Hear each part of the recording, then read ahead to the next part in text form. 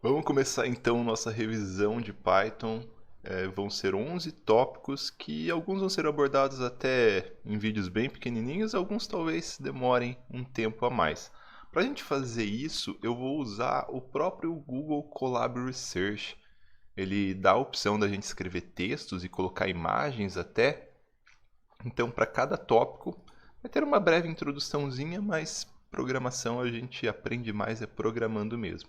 Então, em cada um desses tópicos, a gente vai ter um monte de códigozinhos. Vocês podem copiar o meu, mas façam de vocês. Escrever é importante. Vocês vão ver que erros pequenos, uma vírgula, um espaço, uma falta de um, dois pontos, ela pode fazer o código não rodar. Então, por isso é importante vocês escreverem seus próprios códigos. Então, por que a gente usa Python? Por que eu escolhi Python como a linguagem para as nossas aulas? Não podia usar MATLAB, muito mais usado em engenharia, podia usar Maple, muito mais fácil de usar para escrever matemática.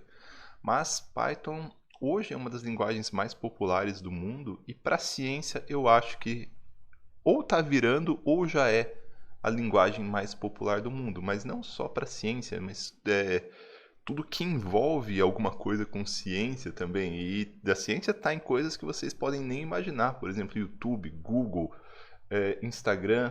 Tudo que envolve análise de dados acaba sendo, de alguma forma ou de outra, desenvolvido ou pelo menos utilizado com Python. Então, Python é uma linguagem legal, uma linguagem livre, é uma linguagem onde quase tudo que você vai ter é livre, é grátis, é fácil de desenvolver, tem uma comunidade enorme, é uma linguagem bem fácil de escrever também, é muito parecido com a escrita em inglês. E aí, de quebra, você já pode até aprender um pouquinho de inglês, se não sabe inglês, né? Vai ter que se familiarizar com alguns termos. E hoje é a linguagem mais utilizada para trabalhar com inteligência artificial. Dentro do Python existe uma biblioteca chamada TensorFlow, que é uma das bibliotecas mais populares para inteligência artificial. Biblioteca é aquele negócio, né? São códigos, pedaços de programa já escrito. Igual quando você vai montar um carro. Você poderia montar um carro desde o zero, construindo a roda, construindo o motor, construindo os bancos.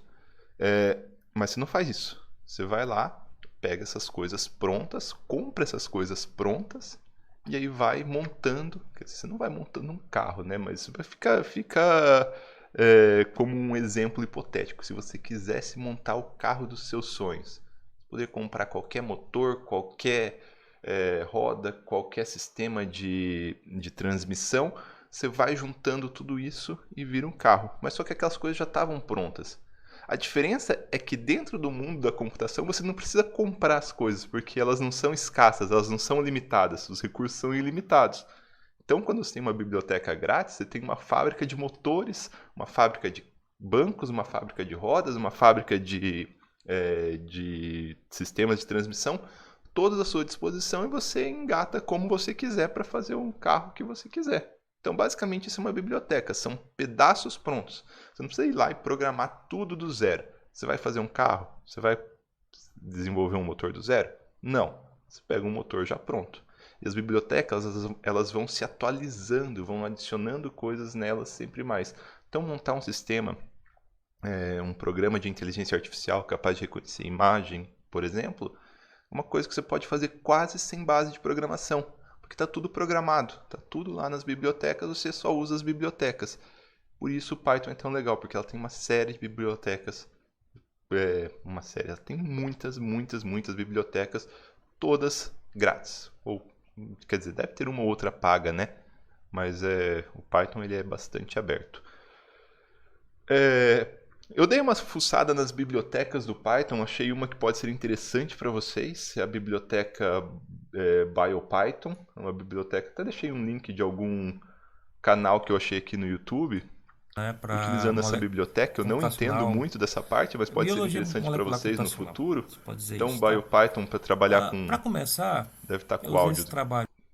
Então, BioPython para trabalhar com biologia molecular, com bioinformática, bioestatística.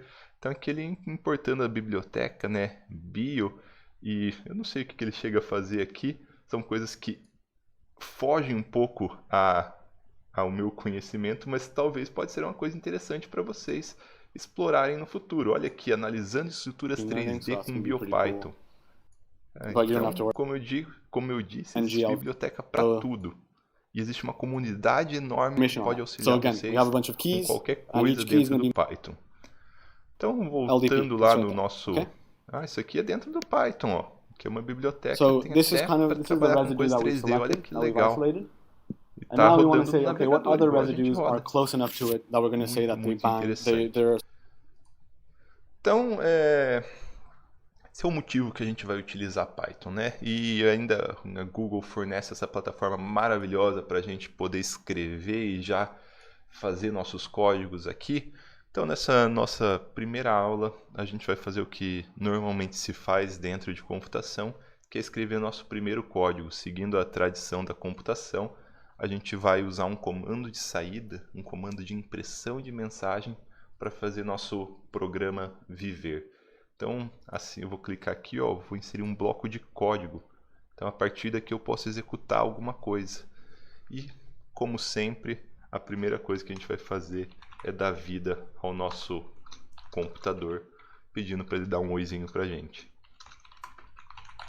Então, dentro do Python, o comando de saída, o comando de impressão de mensagem, né, impressão de algo na tela, é o comando print, e ele tem como argumento o que você vai querer imprimir. Eu quero imprimir, eu coloquei entre aspas aqui, Olá Mundo. Então eu dou um print Olá Mundo, o programa ele fala Olá. Eu poderia colocar outras mensagens, né? Então, print, hoje é um ótimo dia para aprender Python, não é?